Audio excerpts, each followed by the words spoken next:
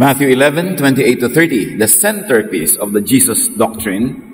Lumapit kayo sa akin, kayong lahat na nahihirapan at lubhang nabibigatan sa inyong pasanin. At kayo'y bibigyan ko ng kapahingahan. Pasanin ninyo ang aking pamatok at matuto kayo sa akin sapagkat ako'y maamo at may mababang loob. Makakatagpo kayo sa akin ng kapahingahan sapagkat madaling dalhin ang aking pamatok at magaan ang pasaning ibibigay ko sa inyo.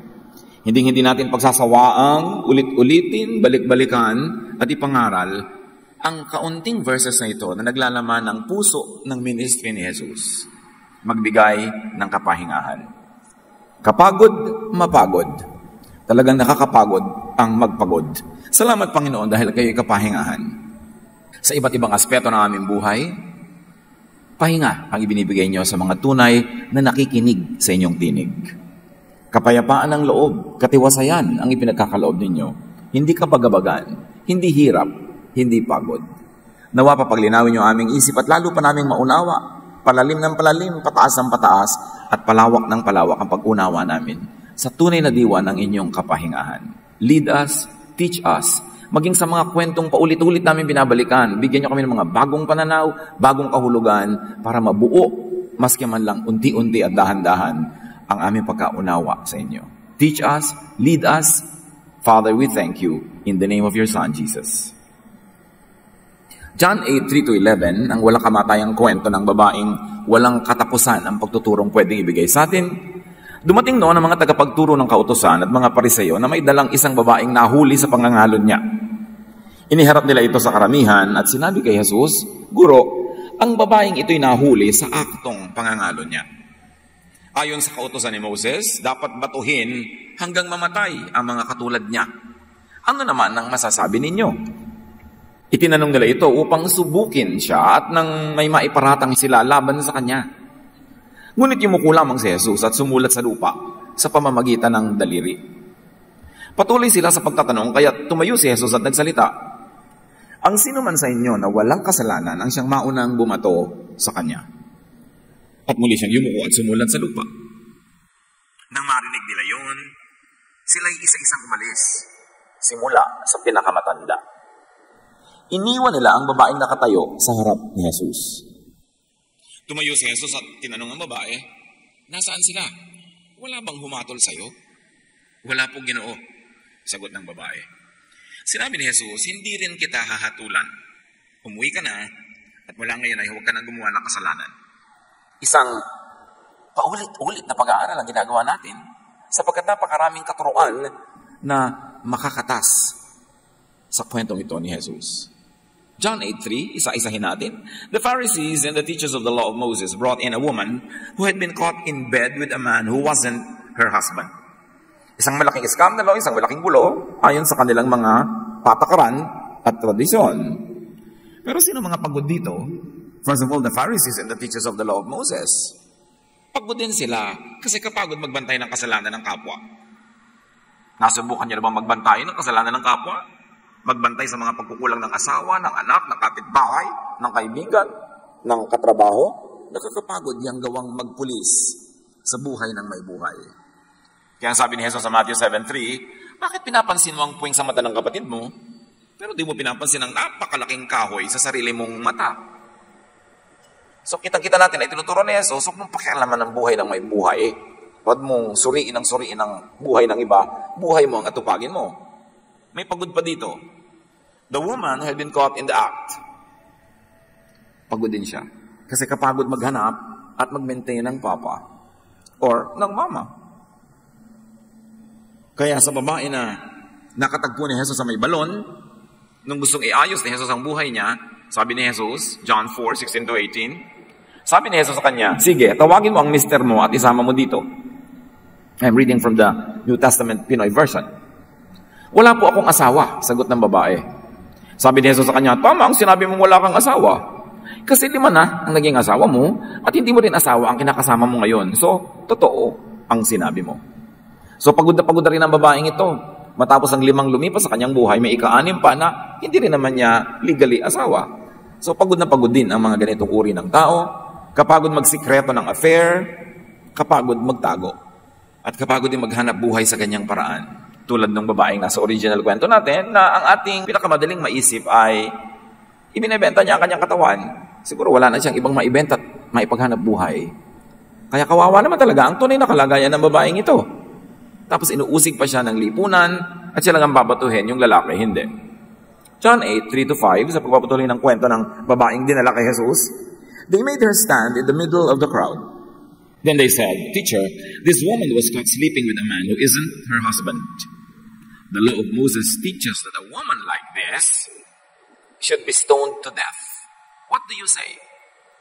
Meron na silang malaking omission because the original law says both the man and the woman should be stoned to death. Pero yung mga lalaking pare, yung mga lalaking Pharisees, yung mga lalaking leader ng kanilang lipunan, over time, napilipit nila yung law, yung babae na lang ngayon ang babatuhin. Yung partner in crime, hindi na. So sabi niya, ano masasabi mo tungkol dito? Ano pang nakakapagod, mga kapatid? Nakakapagod ang law of Moses. Nakakapagod itong sundin. Nakakapagod ipairal. Nakakapagod na pasanin araw-araw. Kasi nag-succeed ka na sa law number 1, nag-fail ka sa law number 2, nag-succeed ka sa 9, nag-fail ka sa number 10. James 2:10, pag nilabag ninyo ang isang utos, kahit na sinunod niyo ang iba pa, guilty na kayo sa paglabag sa lahat ng ito. So pakyawan ang law. Everything or nothing. When you obey 9 out of 10 and you fail in 10, you fail in all. Nakakapagod. At nakakapagod sumunod, tas hindi mo naman nasusunod, nakakapagod mag-guilty.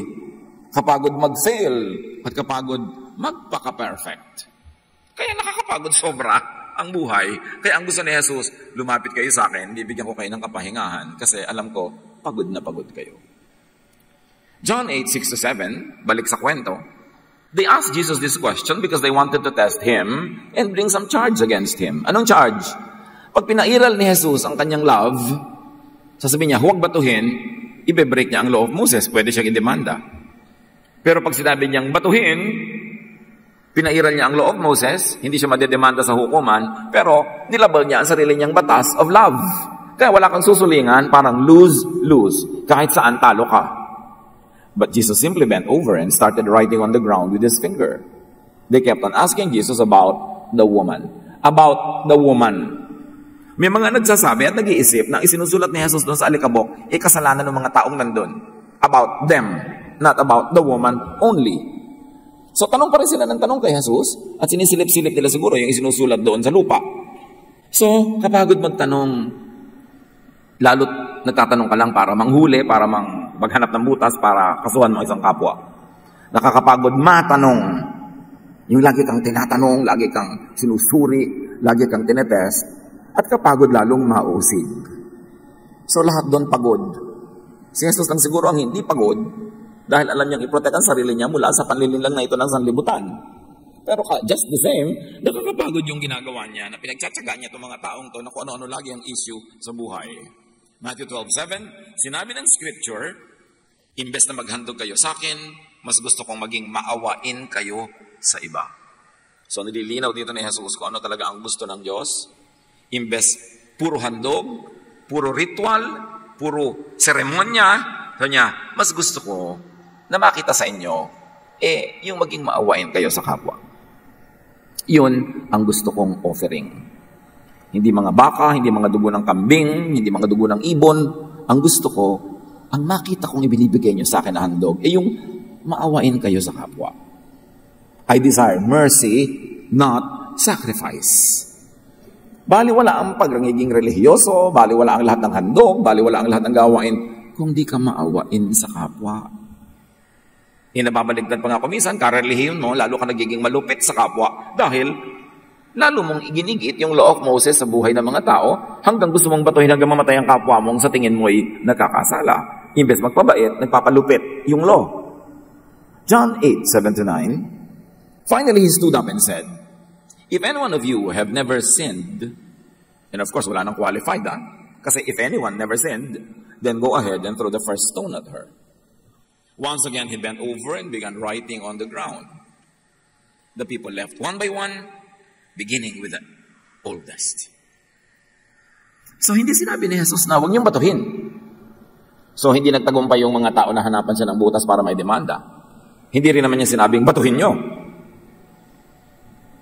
but it had a chilling effect. Yung pinagsamang isinusulat niya sa lupa na maaaring ang mga kasalanan ng mga tao doon at yung kondisyon na ibinigay niya na ang walang kasalanan ay siyang maunang bumato, because of that, no one dared to throw the first stone. And if there is no first stone, there can be no second, nor third, nor fourth, and so on. Sa makatuwid, ang umiral na batas, yung batas ni Jesus ng pag-ibig, pagpapatawad, at habag, maging sa mga inaakala natin, ay dapat parusahan. Pagod na siyempre yung babaeng yun. At kung ikaw naman ang magsasabi na, huwag na nating batuhin, ikaw naman ang babatuhin ngayon. At kung ikaw ang nambabato at sinabing pag nambato ka, babatuhin ka rin, lahat kayo pagod. Kasi kapagod mapagbalingan ng pansin, ng sisi, ng judgment. Sabi kasi, sige, yung walang kasalanan, bumato na. Pag ibinato mo si Moses, ibabato rin sa'yo si Moses. Kaya mapapagod ka. Ikaw ang mapagbabalingan ng sisi. Yung mahilig mambato ay babatuhin. Yung mahilig manghusga ay huhusgahan. Kaya mapapagod ka rin. Matthew 7, 1-2, sabi ni Jesus, huwag niyong husgahan ang kapwa niyo para di kayo mahusgahan ng Diyos. Kasi huhusgahan kayo ng Diyos ayon sa paghusgan niyo sa iba. At susukatin kayo ayon sa panukat na ginagamit niyo sa iba. Hindi ka marunong magpatawad, hindi ka papatawarin. Kuripot ka sa kabaitan, di kukuriputan ka rin ng Diyos.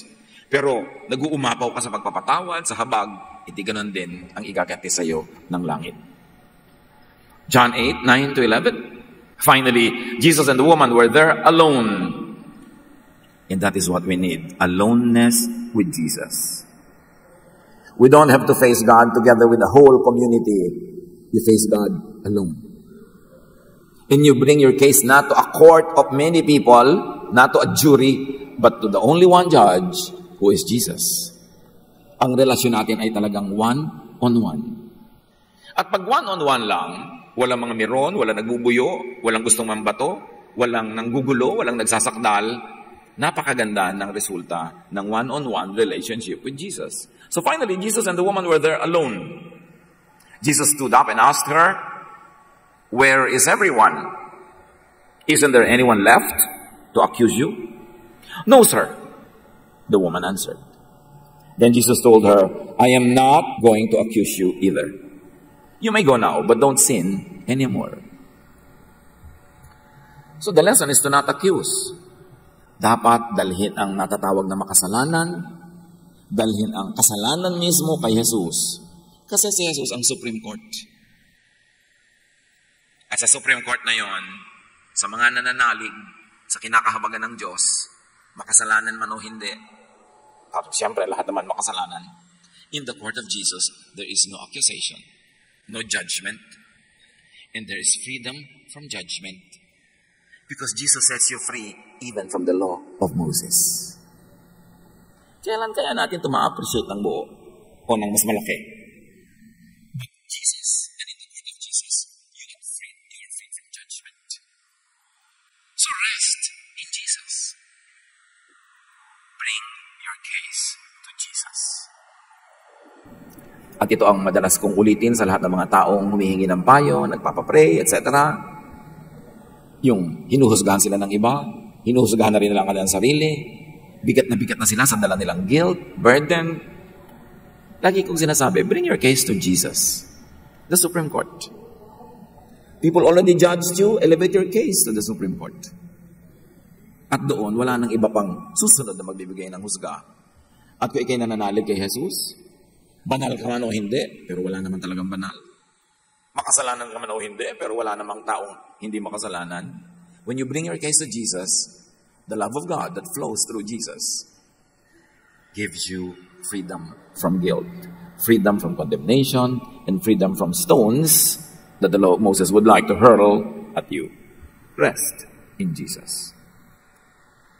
Kaso lang, nakarest ka na, naki-Lord ka na, tumanggap ka na, nanalig ka, may next panakot na naman ng relihiyon, second coming and second judgment. Hindi na naubos ang takutan at hindi na naubos ang takot. How do you look at the second coming as it is taught by the church? How do you look at the so-called second judgment or final judgment? Look at it through the filter of Jesus. Look at it through the filter of God through Jesus. Na dapat kung nasa Panginoon ka na, kahit hindi man nagiging perfect ang score sa buhay araw-araw, inibilive in the second coming. Inibilive in the final judgment. Ang sa puso mo, excitement, happiness, joy, because Jesus is coming. Hindi yung tinatakot ka na naman na matapos mong manalig at matapos mong sabihin ni Jesus na rest, I have overcome the world, I have set you free from sin will no longer rule over you, tapos matatakot ka na naman uli ngayon sa second coming. You must look at the second coming through the filter of the first coming, the incarnation of Jesus, the death of Jesus on the cross, His resurrection, and His promise that nothing can separate us from His love. Not even your performance or lack of it. Sa takot ng iba na ito'y gawing lisensya para magkasala, para maging careless sa buhay, lagi na lang nilang ididiin uli na takutin ka ng takutin. But not is not Jesus. Habang nabubuhay ka sa fear, hindi mo naiintindihan ang love of God through Jesus. At habang wala kang ginawa kundi takutin din ang iba, hindi mo naiintindihan ang teaching ni Jesus. So, man, woman, Pharisee, community, come to Jesus. Not to Moses. Not to the law. Not to religious tradition that will only condemn you. Matthew 11:28, ang linaw ng sabi ni Jesus, lumapit kayo sa akin, hindi sa iba. Bring your case to Jesus. Bring your so-called failures to Jesus. Bring your troubles and fears to Jesus. Come into Jesusness. Of course, Jesusness is the quality or condition of being like Jesus. Being peaceful, being at rest, and being forgiving to others and to self. Being kind and accommodating, being merciful. God says, I desire mercy, not sacrifice. And God is merciful to us, especially expressed through Jesus. Come into Jesusness, not into Mosesness, not into Pharisee-ness, but into Jesusness. At yan ang napakalaking pagkakamali ng maraming Kristiyano na kay Jesus na, pero ang lagi nilang inuungkat, pinupuntahan ay si Moses o ang mga Pharisees. At kung tumingin sila sa kapwa, manghusga ng kapwa, makitungo, ang ginagamit pamantayan ay si Moses at ang mga Pharisees, hindi si Jesus. Tandaan niyo, ang babaeng ito, caught in the act, huling-huli, pero hindi ipinabato, hindi inusig. Ang totoo hindi nga pinagalitan ni Jesus Naiunawaan niya kung ano ang nagsadlak sa babaeng yon sa ganung terribleng pamumuhay. Naunawaan ni Jesus na biktima siya ng lipunan, biktima siya ng umiiral na pamamaraan, na wala nang natira siyang pwede ipaghanap buhay, kundi ang katawan na lang niya. Mahal siya ni Jesus. At kailangan maunawaan natin yon. So we will stop throwing stones at each other or at our own selves. Titigil tayo ng paghampas sa sarili, pagpapapako sa krus sa ating sarili, kasi ginawa na yun ni Jesus para sa atin. What more graphic explanation do we need kung gaano tayo kamahal ng Diyos through Christ? So come to Jesusness and rest from searching for all types of love and people and things and stop searching for religious perfection. It cannot happen this side of eternity. The sooner you accept that you cannot be perfect by the standards of religion, the more you will have peace. The sooner and the easier. Ecclesiastes 1:14, nakita kong ang lahat ng gawa ng tao sa mundong ito ay walang kabuluhan. Ito'y tulad lang ng paghahabol sa hangin. Lahat ng mga paghahanap for all types of love, of people, of things, and even of religious perfection, walang kabuluhan. Kasi hindi mo talaga inaabutan ang hinahabol na ito. Mapapagod ka lang. So tumigil ka na lang ng kakahabol. Baka balikan ka pat puntahan ng kusa. Pero yung habol lang habol, napapagod lang. Come to Jesus and to Jesusness and rest from committing sin. Just to search for the things we want. 1 John 3:5-6. You know that Christ came to take away sins. He isn't sinful. And people who stay one in their hearts with Him won't keep on sinning. Dapat maunawa ang doble blade ng verses na ito. Dumating daw si Jesus para alisin ang kasalanan. One, paano? Para turuan tayong huwag magkasala at nagkukulang at nagkakasala man tayo, ay tinatanggal niya yung kaparusahan, pinapalitan niya ng mercy, ng kanyang sariling sacrifice by His blood. So inaalis niya yung kasalanan, inaalis niya yung effect ng kasalanan, at inaalis niya yung kaparusahan ng kasalanan. Kaya sinasabi niya, pumayapa kayo. Magkaroon kayo ng kapayapaan kasi inalis ko na yung kasalanan. Akala nung iba, pag sinabing nga kay Kristo ka na, inalis na yung kasalanan, hindi ka na magkakasala. Nagkakasala araw-araw, kaya guilty uli araw-araw. Inaalis ni Kristo yung power of sin, meaning ngayon may choice na tayo not to be sinful, but in case we go wrong, sabi niya, hindi ba? He is faithful and just and will forgive us. At sabi, confess your sins to the Lord and He forgives. So meron siyang ginawang fallback, may ginawa siyang safety net. Okay, I want you to live morally perfect life, but just in case that you are not able, there's a second net that catches you when you fall. It is the forgiveness, the love, the kindness of God through Jesus. Kaya in effect, dalawa ang paraan ng pag-aalis ni Jesus sa kasalanan. One is yung binibigyan ka ng power not to sin, and number two, inaalisin niya ng power yung law para nagkasala ka man ay hindi ka usigin at hindi ka parusahan. And people who stay one in their hearts with Him won't keep on sinning. Again, may mga pakahulugan dito na pag naka Jesus ka na, hindi ka na magkakasala. Pero come on, be realistic. Mula ba na pumunta ka kay Jesus, hindi ka na talaga nagkasala. Nagkakaroon pa rin. So this verse must mean something else. That you don't keep on sinning because there is no more law that makes you sinful. You cannot be condemned anymore because the law has been disempowered. Yung nagsasabing batuhin ka hanggang mamatay, binura na ng kamatayan ni Jesus. Siya na ang binato, namatay na siya, sagot na niya ang lahat ng mananalig sa kanya. So in the eyes of heaven, you cannot keep on sinning. Satan, the accuser, will tell the Father, itong anak mo na to, nagkakasala yan. Kahit na born again na yan, kahit as a church, may kasalanan yan. At sasabihin ng Father, nasa ng kasalanan? Parang wala akong makita. Kasi ang nakikita ng Ama ay yung dugo ni Jesus na nakatakip sa ating mga kasalanan, naghuhuga sa atin, at nagbibigyan sa atin ng protection. So in the eyes of heaven, in the eyes of God, we are sinless. Legally speaking, you are declared sinless when you believe in Jesus. But actually, nakikita naman natin marami pa na tayong pagkukulang. Pero hindi yun ang bibilangin sa court of God. Ang bibilangin ay yung bayad ni Jesus sa ating mga pagkukulang. Kaya sobra pa. Pag naunawa natin ito, matatahimik ang ating loob. Hindi yung para konsentihin natin ating mga sarili sa paggawa ng mali. Kundi kung sa mga panahon na nagkukulang pa rin tayo according to the standards of religion, according to the standards of morality, alam pa rin natin na hindi nagbabago ang pagmamahal ng Diyos sa atin, tinatanggap pa rin tayo. So we pick up the pieces, we rise and move on, and try to move from one degree of glory to another, knowing that you cannot reach full glory this side of eternity.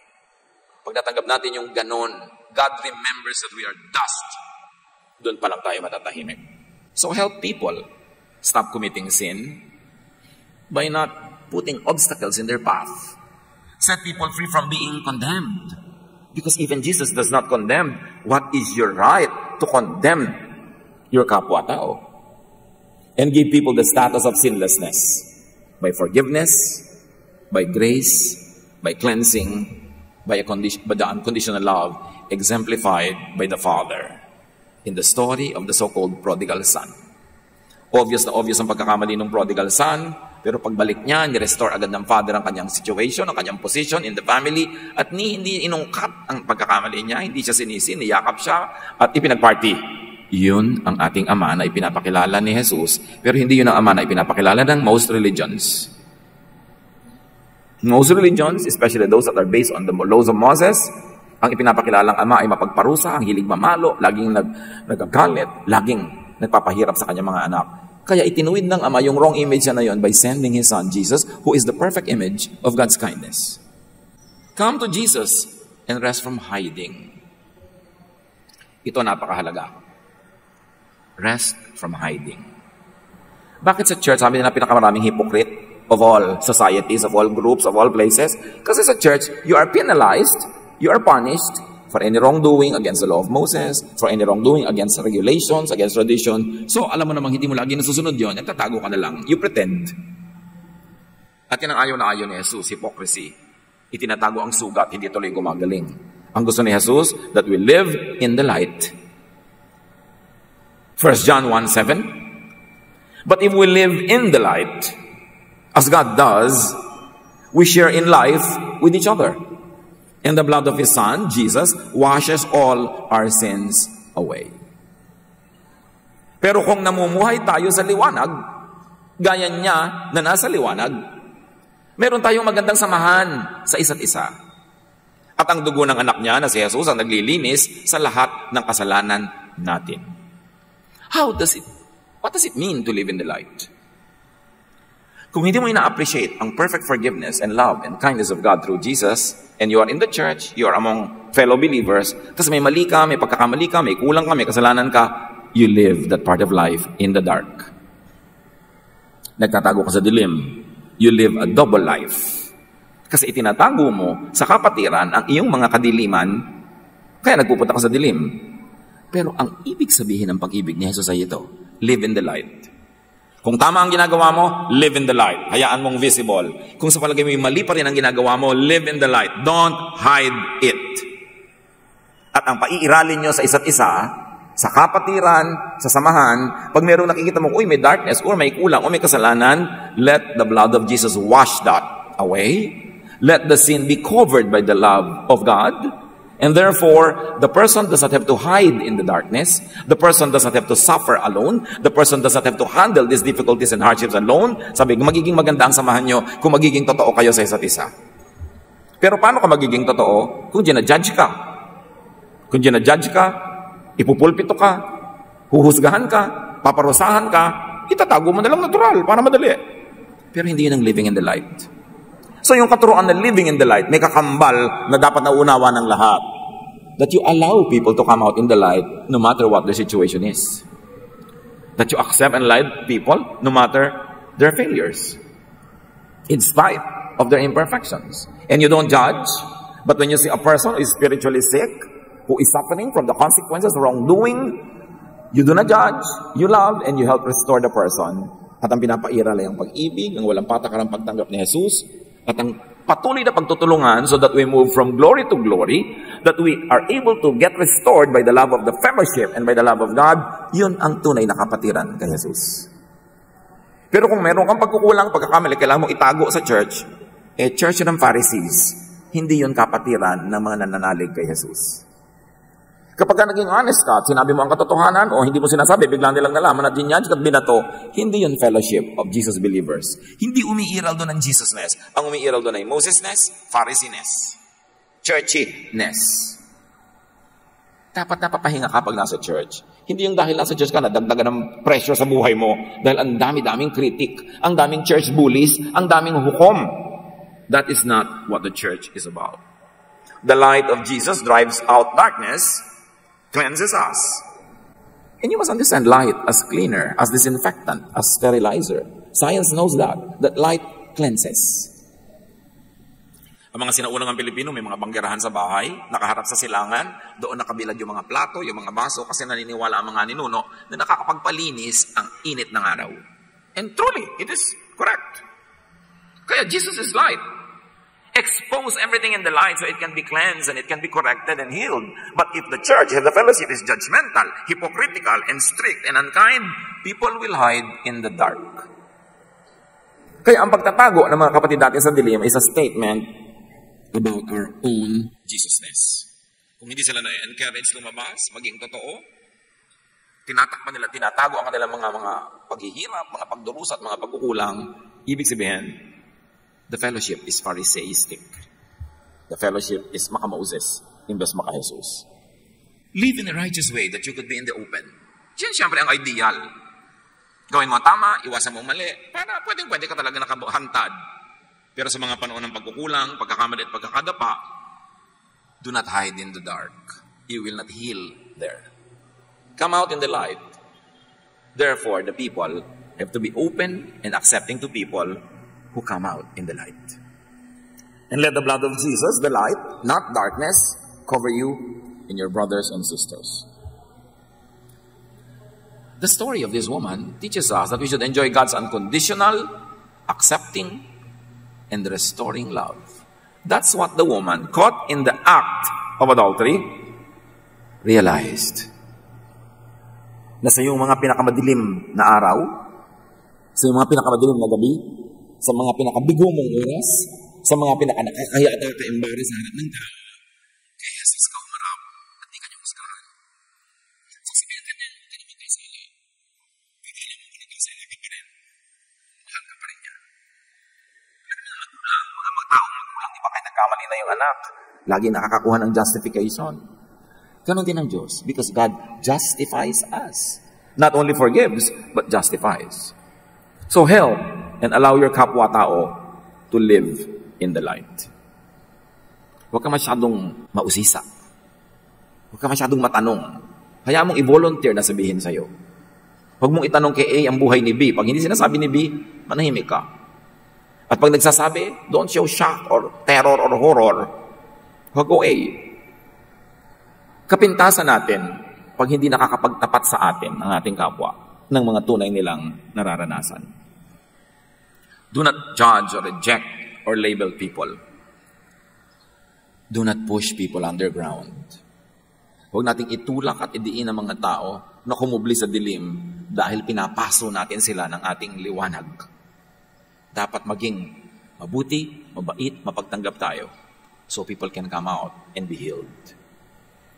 Pairali ng magandang samahan. Yan ang sinasabi ng magiging maganda ang ating samahan, and let Jesus cover and cleanse one another. Rest from watching other people's lives. Nakakapagod magbantay ng buhay ng may buhay.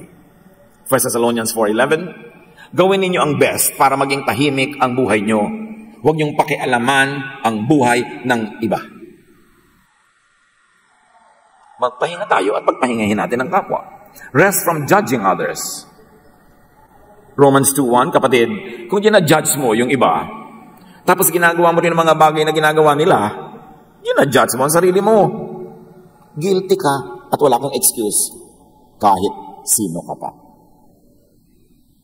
Rest from stoning people. Alam niyo mga dila natin, mumunting mga kaprasong bahagi ng ating katawan, ang galing niya mambato. Sharp shoot. Kahit malalaking bato, nabubuhat niya para ibato sa kapwa. John 8:7, tuloy pa rin sila sa pagtatanong kay Jesus.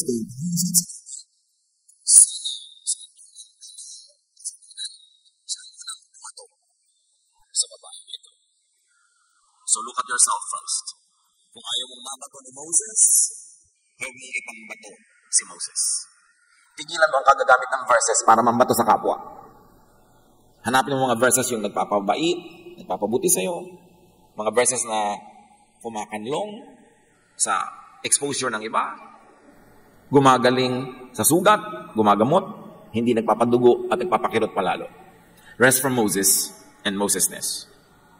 Rest from the law.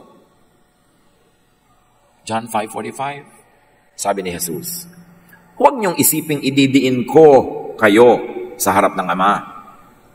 Ang inaasahan niyong si Moses ang siya mismong magdidiin sa inyo.